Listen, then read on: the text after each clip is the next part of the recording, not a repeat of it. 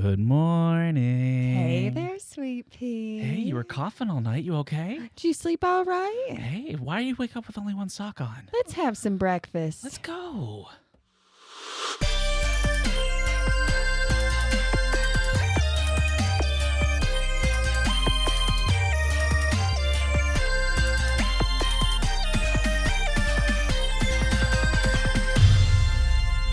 It's the Phantom Family Podcast. Why, hello there, friends. I am Tori Phantom here with my husband, Jimothy. Jimothy is me. And you are listening to the Phantom Family Podcast. You are, or you're watching it. Or even you're better. watching it. Yeah, it might be better.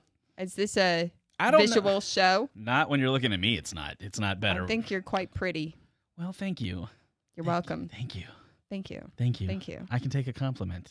I'm proud of you. I'm great at it. Thank you. Tell me more. Give me more. I'll accept them all day. I Give like me one. your face. Ah, yes, thank you. Give me more. I'm uncomfortable. Me too. All right. But that's not what we're here for, is not to make people uncomfortable. We're here to do what? I don't know, honestly. We're here to entertain. We're here to talk. Yes, we do talk. That's why we have a podcast. It's a talking you see. cast, and that's what we do. It's a talking podcast, as it were. Yes, it is. So how have you been in the last month since we've... I've been made awful, content? actually. Thank you for asking. Yes, you've been I awful. had COVID. I did. Proud of you. For what? Finally just getting it out of the way. No. Just building up some serious antibodies. Illness. Okay. So anyway, the first time I left my house, I stayed home away from people, away from friends, away from socializing for over 2 years. And I was like, oh, I should throw my kid a birthday party because I felt bad. You see, I had the mom guilt. I was like, I have the mom guilt because my kids have also not left the house or done anything social in over 2 years. Let me throw her a 10th birthday party because that's a big one, 10 is. And I was like, all right, like, surely we will be fine if this is the only thing that I do out of my house that isn't absolute necessity. I have not much have left my house at all for over 2 years because I didn't want to get sick. Anyway, so I got COVID at the birthday party. As you do. As I did. There was a little boy there. He needed a lot of help. He's a little sweetheart, but he's very soft-spoken. And so when he'd try to ask me for help, I'd lean into his little face to say, I can't hear you, sweetie. What do you need? And he'd say it 7 times. Anyway, turns out next day his mom texted me, said he tested positive. So all that help he needed, he was also breathing germs directly into my face. So I did text his mother a week later to see how he was doing because I was not the only one that was sick, and she said that he is just fine right now. That's good. That's good. He's just fine. So I checked on him and his family. They're fine. We're fine. I was the only one who got sick in our house. But it was a week. It was a week in isolation. Hey, to be fair, I stood at the bottom of the stairs and sent you food and water. You did. I very much appreciate that. So, so anyway, this week we're going to talk about being sick, which sounds like, why would you talk about that? But honestly, like, think about that as a parent, as a child. There is sick semantics that happen in a family. Sick semantics. Yes. Do you think there's any books about that? There are, I'm sure, 100,000 million books, at least on audible.com, about parenting and or treating your children with sickness or something. Where are you leading with this? It's Audible. Yeah, that's where I'm leading with this. Yes, it's the Audible commercial portion of the broadcast podcast, Narrowcast. So if you go to audibletrial.com/phantom, you can get yourself a free trial. As long as you've never had Audible before, sign up for it right there. You get 1 month with a free book. If you're a Prime member, you get 2 free credits. And then every month after that, $14.95 a month, you get a free credit to use toward any book in the marketplace. It's Audible. You can listen to stuff. I actually had a good recommendation to me. I went to I don't know. It's called a Goblin Market. It was here in a town in Kentucky. It's a weird town, and I talked to some weird people, and it was really awesome. I bought this sign right behind me here, and the guy who ran the museum that sold that was telling me about a book by a UFO researcher named Ivan T. Sanderson, reading his notes over the Flatwoods monster case. So that is my current checking out. I recommend you guys check out whatever you want after you sign up and get a free trial. audibletrial.com/phantom. Do the thing. So Tori, Yes.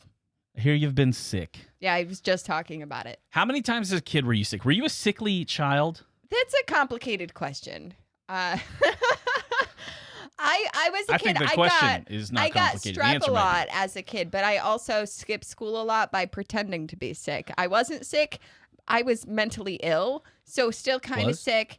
Okay, true. However, I didn't have the language or that I needed to express what was wrong, and so I would pretend that I was physically ill so that I could stay home from school because mentally I was struggling.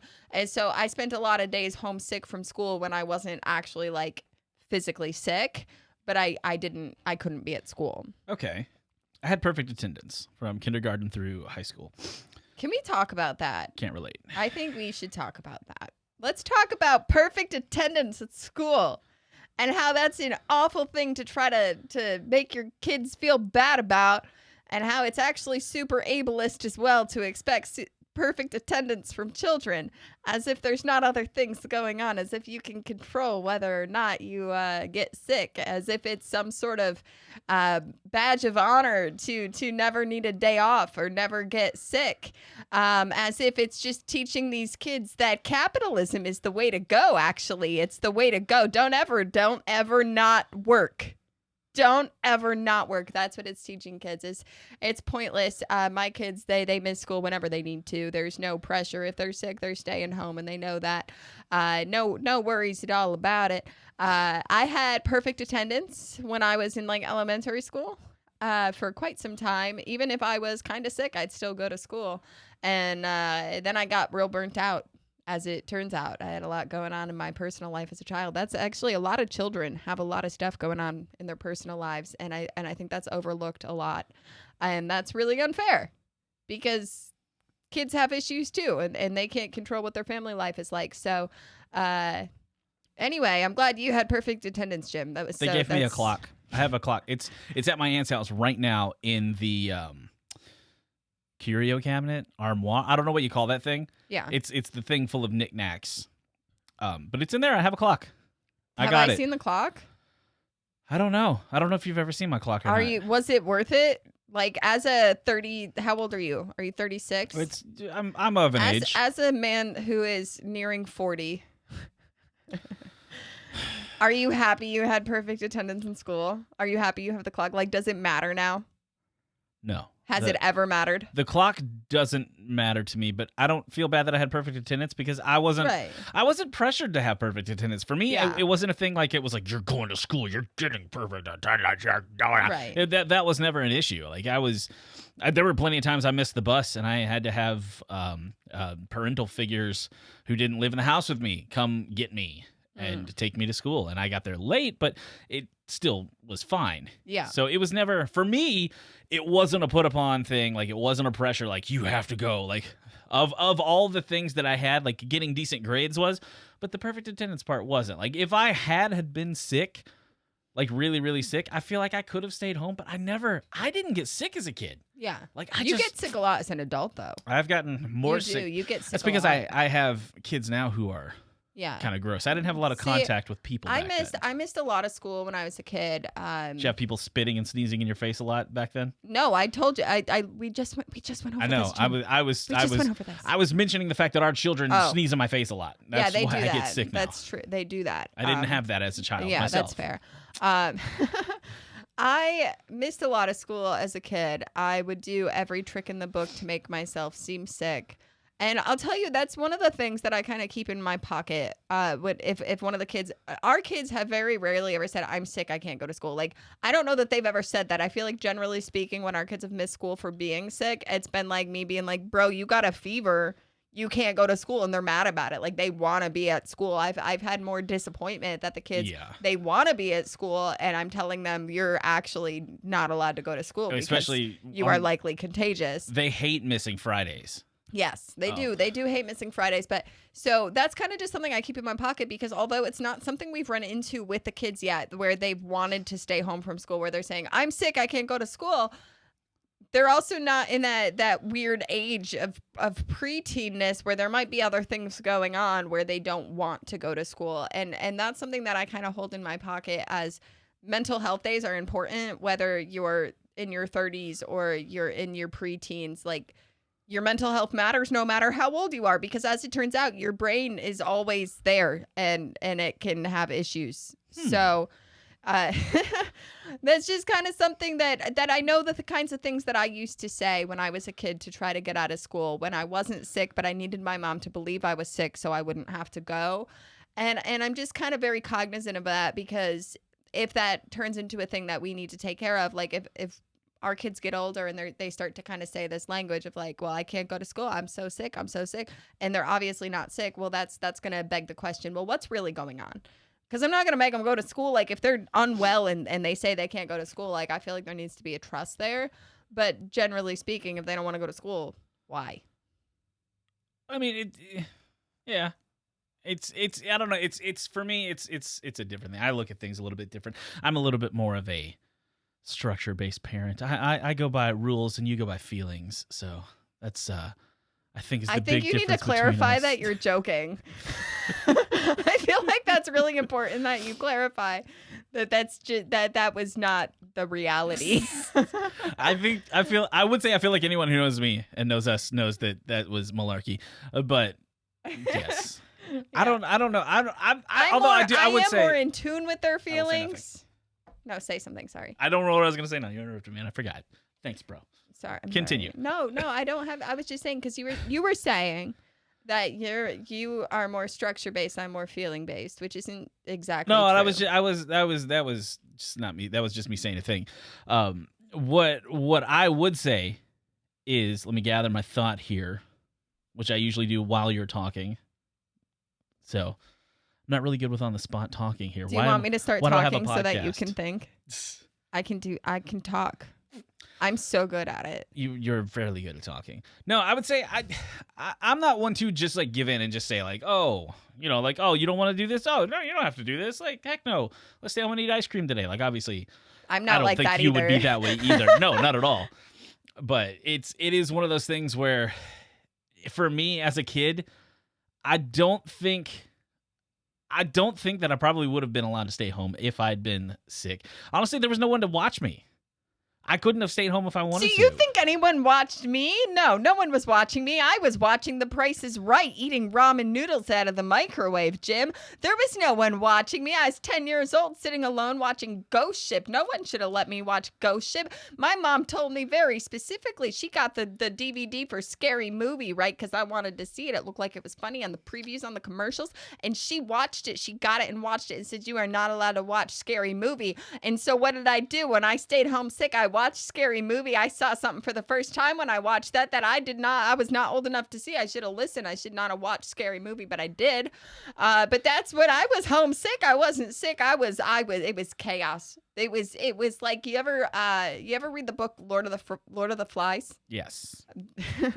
It was like that, but I was by myself and eating popsicles. So you were Piggy and all of them. Yeah. Piggy being the kid who falls with the rock in the head. Yeah, I'm aware. Yes. I've read it too. That's why I brought it up. Did you have a conch? I did. Did you go? You think I had supervision? Like, I loved being home alone. I loved my sick days because it was the only time my house was peaceful growing up. It was like, man, look at this alone time that I have. And I still treat it that way. Like, I was sick the last week. I'm in isolation. What am I doing? Just eating snacks and catching up on America's Next Top Model from 7 years ago. That's what I did.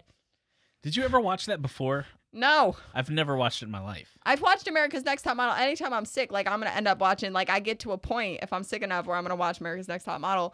It's horrible. It's an awful show. It's horrible. Everything about it is horrible. But that's... Hot take. You eat snacks and you watch it, like that's what you do when you're sick. If I'm sick enough that I'm going to be locked away, I'm usually laying and sleeping and crying. I did plenty of crying. Like, that's not mutually exclusive from America's Next Top Model. Like, but I won't be focusing on anything. Like earlier this year when I had that really bad sinus infection, I just laid on the couch and like slept all day. Yeah. And was just in dire pain. It was awful. Yeah, I mean, I was in pain too. I was still like, I watched Bo Burnham's Inside like 15 times in the first 36 hours of illness. I think I just let Beans watch YouTube while I was there. Yeah. I didn't want to do anything because it was way too hot. I don't know. For me, Or like the sick. way that my brain works, I'm always going. Like I very much, I can't stop being productive. I have a whole lot. I'm working through that in therapy. I can't stop being productive, or I feel an immense amount of guilt. And so when I'm sick, I'm like, wow, I don't have to be productive because I can't actually be productive. Let me try to do something right now. Like maybe I have a fever of 103, but let me just. What is relaxing? Let me play Pokemon Snap. Like that's what being sick is for you. I'm like, wow, it's a break. I still worked while I was sick. I still was working. I would have loved to worked while you were sick, but I was stuck here with the children. Is And I think the funniest thing. I was not able to I work. think it's funny when you think about perspective, because you made me laugh. You made me laugh a lot the other night when You're you looked at me and you said, "I think my week has been harder than yours." It was. And you said that with your chest, like You had one person to deal with. you meant it too. You're like, yeah, my week was harder than yours. And It I'm was like, way I had hard. COVID. Like I was very sick. And you're like, do you want to switch? Do you want to try my week? And I'm sitting here like, that's my life. You just did about half of what I do ever. The worst part is I tried cleaning and staying kept up on things, and you literally came down the first 10 minutes out of isolation and like spotlessly cleaned the place. And I was like, I don't appreciate being made look this bad. But it's like, it's perspective, because he said that, and like part of me was like offended, like switch for a week. You literally just like lived my life for the last 5 years. But then it's like, it's the reality. He's never had to do that.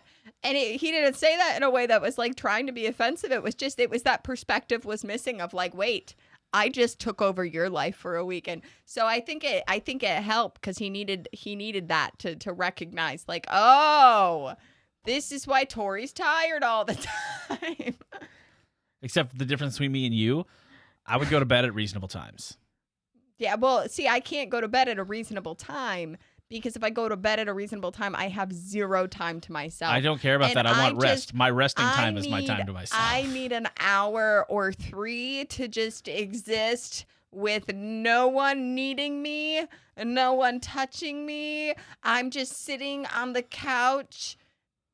That's it. That's what I'm doing. I'm just sitting on the couch. It's a very important part I don't for my believe it. mental health. You get up and pace. You still I do. walk. I do a lot of pacing. You don't do a lot of sitting. I don't do a lot of sitting. This podcast, recording this, is the longest you will sit in place. We have been guests on other people's podcasts. And like I just a leave. couple of- and you have gotten up and I left just because you leave. physically cannot sit there. This is hard for me, actually, right now. I can tell you're being very fidgety. Like you want to get up and sprint right now. I do. That is what you want to do. I do. But your parents would just let you stay home?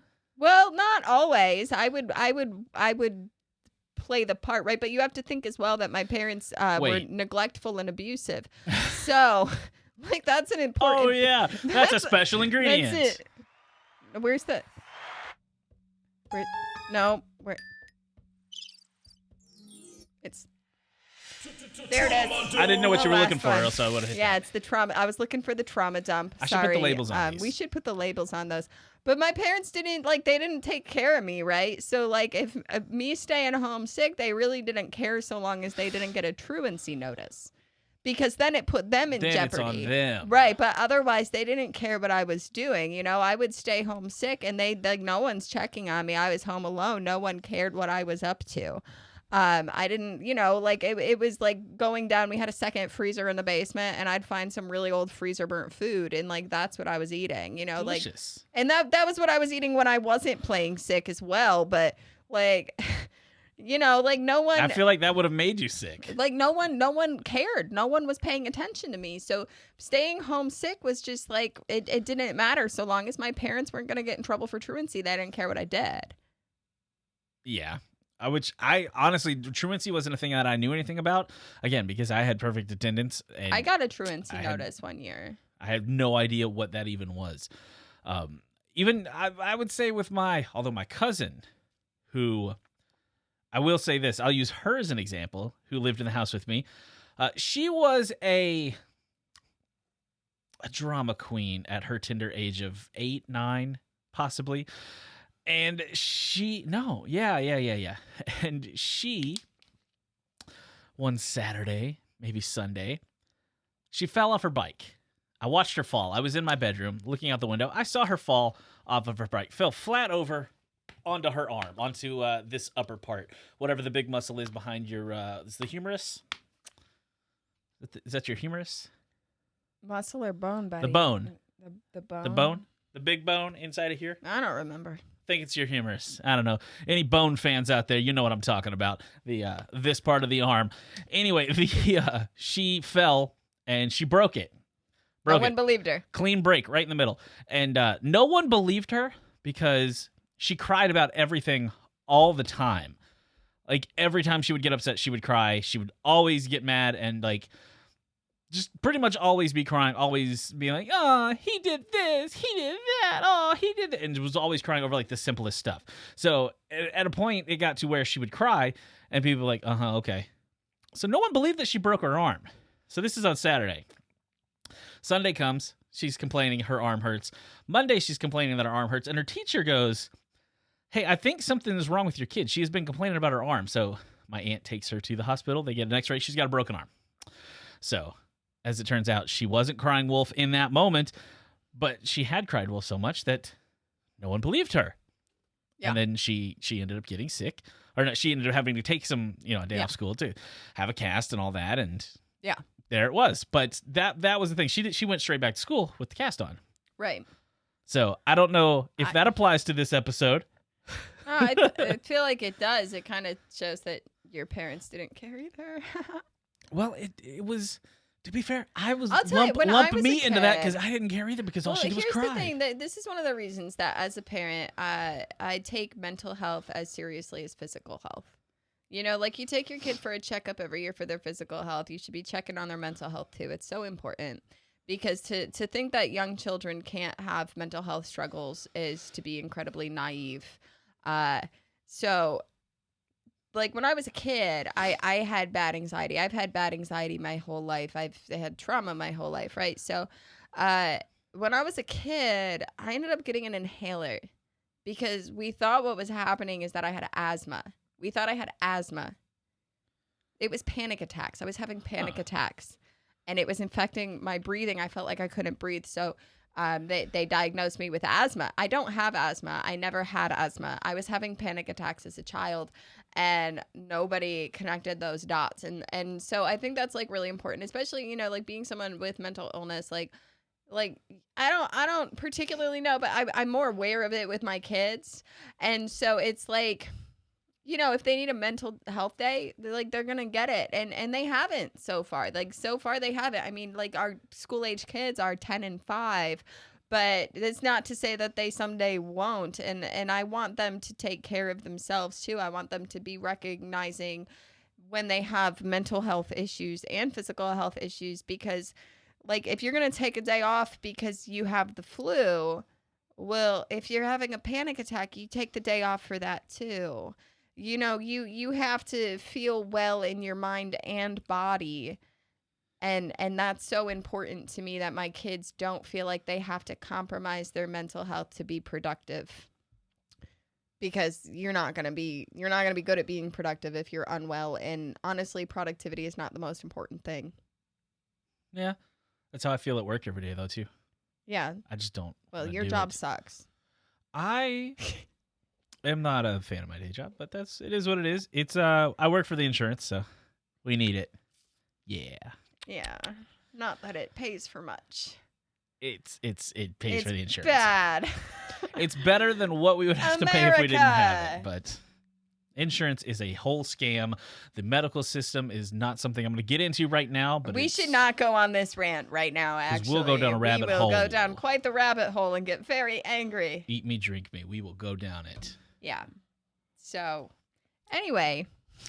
Continuing. So I think one of the weirdest things that we've dealt with this week is me having to be in isolation. I was the only one who got sick in our home, thankfully. And we were privileged enough to have Jimothy be able to be home, which wasn't easy. He had to fight his boss. His boss was like, just stay away from your spouse so you don't get sick. You keep coming to work. And he's like, all right, I'll bring the kids with me so they don't get sick too. And then suddenly his boss is like, all right, I guess stay home. Yeah. My human resources said that even though you're positive, as long as I was feeling fine, that I should just come on into work. Yeah. So that's, It's not like back in 2020, they would have said, no, you stay home, you lock it down, do that. And no, now they even were giving like the extra time off, and now they're like, oh no, this is just everybody's going to be sick all the time. We can't afford to have workers out. No. So they don't care anymore. Yeah. You would have been better off if you'd gotten it 2 years ago. No. I wouldn't have had to use any PTO. It doesn't matter. I'd rather you take PTO. But anyway, so that being said, that's been like a weird adjustment that happened in our home is that our kids, I am the default parent in our house, which is not to say that Jim doesn't parent. It's to say he works 2 jobs. I am home.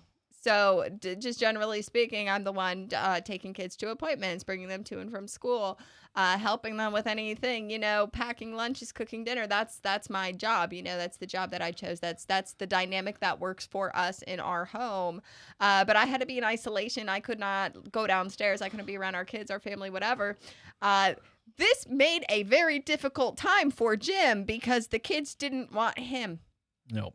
And they made it clear. He would be like, why aren't you listening to me? And they would say, because you're not mom. Because I think that's the thing that we have to remember, too, is that like me being sick and not being able to take care of the kids wasn't just me being sick, not being able to take care of the kids. It messed with their routine, too. Mm-hmm. And that was really hard for them, right? Like there was no adjustment period. There was no transition. It was mom can't hug us. Mom can't hang out with us. Mom can't. No snuggles, no kisses. Nothing. And that was really hard for them. And so there came a couple times when I was sick, because we do, like, I stayed up here, like where we film this, where we record this is upstairs. And this whole floor is like one room, and there's a bathroom, a half bath up here. So I really didn't have to go downstairs much. But, I did like to bathe. And so I'd find a way to go downstairs, and I'd take a shower, and then I'd like bleach the bathroom after. But there was a day, and I could hear Jim's losing it. I could hear he was so frustrated, and our kids were it was like they were over 9,000 chaos. And I ended up calling the kids to the bathroom door. And I parented them through the door. I gave them a lecture, and I was like, are you guys being good for dad? And all of them were they were like, no. No.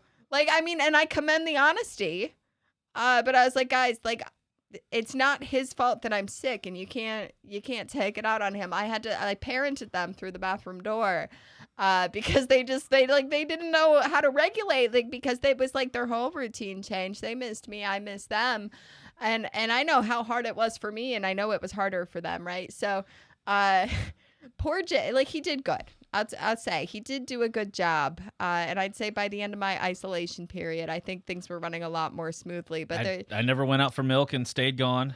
Oh my gosh, there was a few rough days that I felt like doing it. And there was a few days I had to parent the kids from upstairs. It's funny too. If you were to watch my TikToks from this week, there was a video I posted. I was talking about my daughter. I was talking about my daughter with her standardized testing, and we had a conversation. And that story is true. But the details didn't feel necessary to say in the TikTok. But that conversation happened over a Discord phone call because I was still in isolation. But when I got sick, Jim put Discord on her computer so we could chat all day when she was home. And she was nervous about this test, so she wanted to talk to me. And she's like, I'm just going to call you. So we couldn't be face-to-face and have this conversation.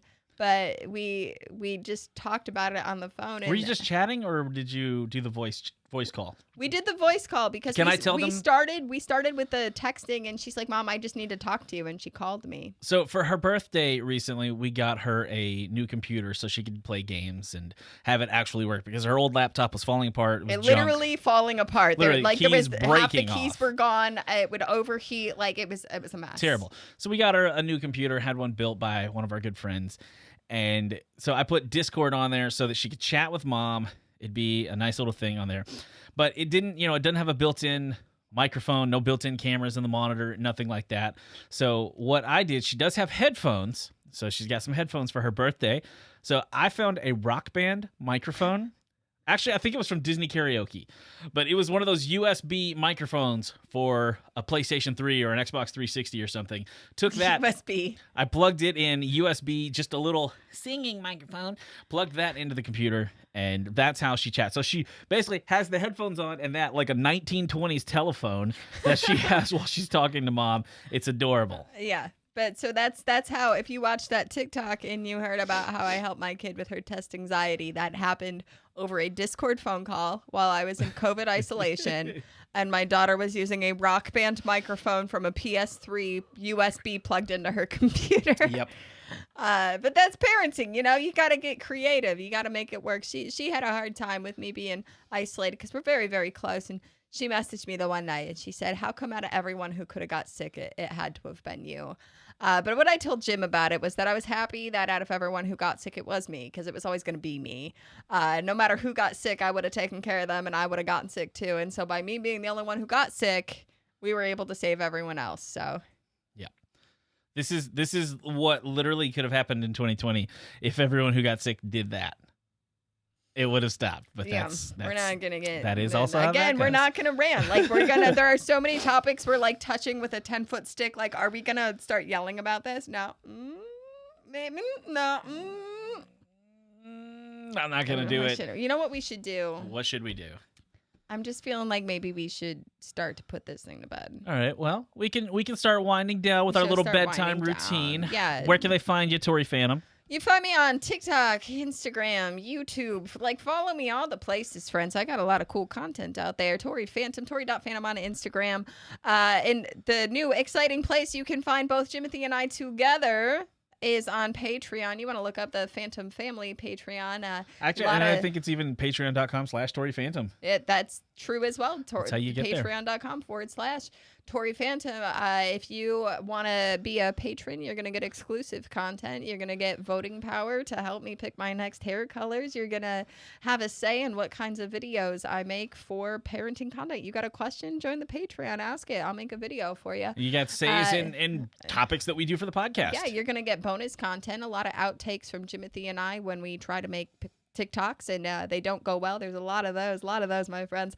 You're gonna have access to our Discord server. You're gonna get to hang out and chat with us there. So go ahead and check out patreon.com/Tori Phantom, or you can look up the Phantom Family Patreon on the website. Where can people find you, Jim? At Jimothy Strange on Instagram and Twitter. I think that's my Snapchat handle as well. I think I've thought about. If you can find me, you can it. find Jim. Okay, if Basically. you can find me, you can. They find don't care Jim. about finding me anyway. I care about finding Just find you. Tori Phantom. You'll get to me from somewhere if you feel like it. Yes. So that's what we do. But it is about that time. Yeah, I think we ought to put this to bed. I think we should. So let's go on. Get your water. Yeah. You've got plenty. You've got enough water. All right. Sweet dreams, baby. Let's go on to sleep now. Yeah, it's time to go to bed. You don't need another snack. You don't need it. You gotta go to bed. All right. The sweetest of dreams for your little face. Love you. Good night. I love you.